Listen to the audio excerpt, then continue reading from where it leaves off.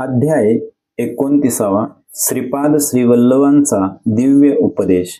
आम्ही कुरुगड्डीमध्ये श्रीपाद प्रभूंचे दर्शन घेऊन त्यांच्या आज्ञेनेच त्यांच्या समीप बसलो।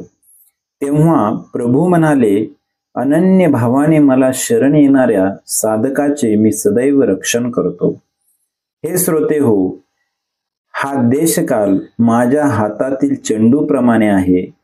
कोठेही होत असलेल्या, भूतकाळात घडलेल्या आणि भविष्यकाळात होणाऱ्या या घटनांना मी बदलू शकतो। मी देशकालचा शास्ताच आहे। तुमच्यातील चैतन्याच्या संस्कारांच्या दर्जानुसार तुम्हाला माझ्याबद्दलचे ज्ञान होईल। सर्व धर्मांचा परित्याग करून तुमच्यातील अंतरंगातील अंतर्यामी रूपात असलेल्या मला अनन्य भावाने शरण आल्यास, माझ्या आदेशानुसार कर्माचे पालन न केल्यास मी तुमचा सर्व भार वाहून तुम्हाला जीवनमुक्त करीन। केवळ माझ्या शब्दानेच मी सृष्टीमध्ये शासन करतो। यामुळे मीच सरस्वती रूपाने प्रसिद्धी पावेन। कलियुगातील मानव हा हिरण्यकश्यपू सारखाच असेल। त्यांच्या समस्या, भाव आणि आचार विचार या सर्व गोष्टी अत्यंत कठीण स्वरूपाच्या असतील। त्यांना प्रकृती विज्ञानातील अनेक संशोधनाला यश मिळून हिरण्यकश्यपू सारखे वरदान सुद्धा सृष्टी मातेकडून मिळाले। परंतु मला प्रल्हादासारख्या निष्पाप निरापराध भक्तांच्या संरक्षणार्थ नरसिंहाचा अवतार घ्यावा लागेल।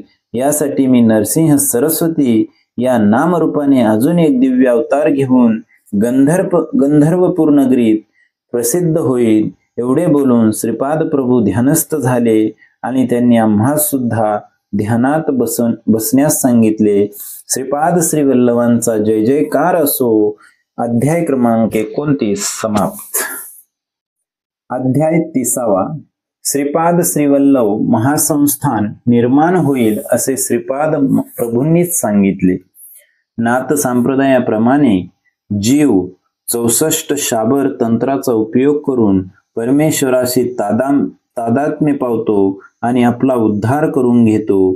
नाथ संप्रदायाचे आदिगुरु श्री दत्तात्रेय भगवानच आहेत।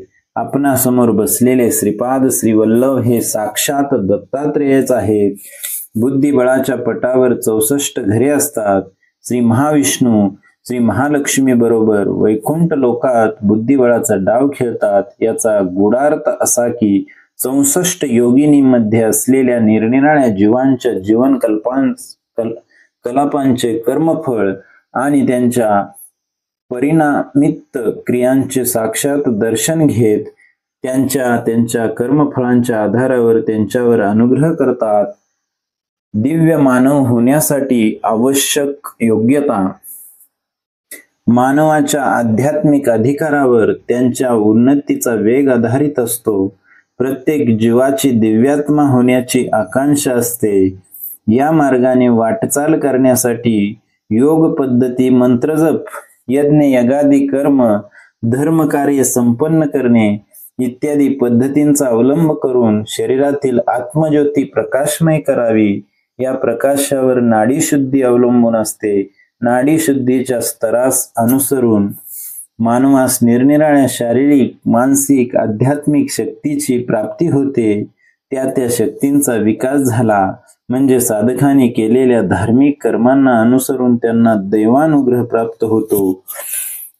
श्रीपाद प्रभू पुढे म्हणाले, शंकर भट्ट भविष्यात माझे महासंस्थान श्री पिठाकापुरातील माझ्या जन्मस्थानीच निर्माण होईल।